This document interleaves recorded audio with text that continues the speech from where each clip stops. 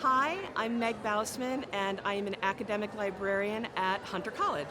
And I am reading from Night by Elie Wiesel, and this was a very powerful book for me when I was a teenager. I pinched my face. Was I still alive? Was I awake?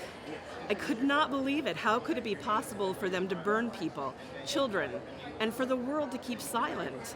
No, none of this could be true. It was a nightmare. Soon I should wake with a start, my head pounding, and find myself back in the bedroom of my childhood among my books. Around us, everyone was weeping. Someone began to recite the Kaddish. The prayer for the dead. I did not know if it has ever happened before in the long history of the Jews. The people have ever recited a prayer for the dead for themselves. Yit Gadal, Veit Kadash Shmei Rabbah. May his name be blessed and magnified, whispered my father. For the first time, I felt revolt rise up in me. Why should I bless his name? The eternal Lord of the universe, the all-powerful and terrible, was silent. What had I to thank him for? We continued our march. We were gradually drawing closer to the ditch from which an infernal heat was rising. Still 20 steps to go. If I wanted to bring about my own death, this was the moment. Our line had now only 15 paces to cover. I bit my lips so that my father would not hear my teeth chattering. 10 steps still. 8, 7.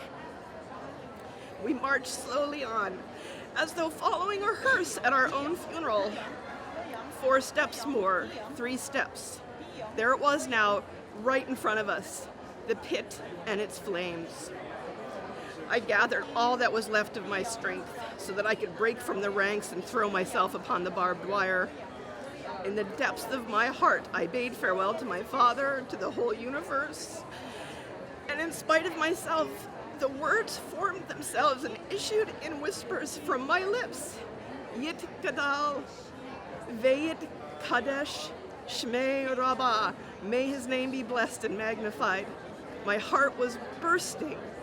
The moment had come. I was face to face with the angel of death. No. 2 steps from the pit, we were ordered to turn to the left and made to go into the barracks. Never shall I forget that night, the first night in camp, which has turned my life into one long night. 7 times cursed and 7 times sealed. Never shall I forget that smoke. Never shall I forget the little faces of the children whose bodies I saw turned into wreaths of smoke beneath a silent blue sky. Never shall I forget those flames which consumed my faith forever.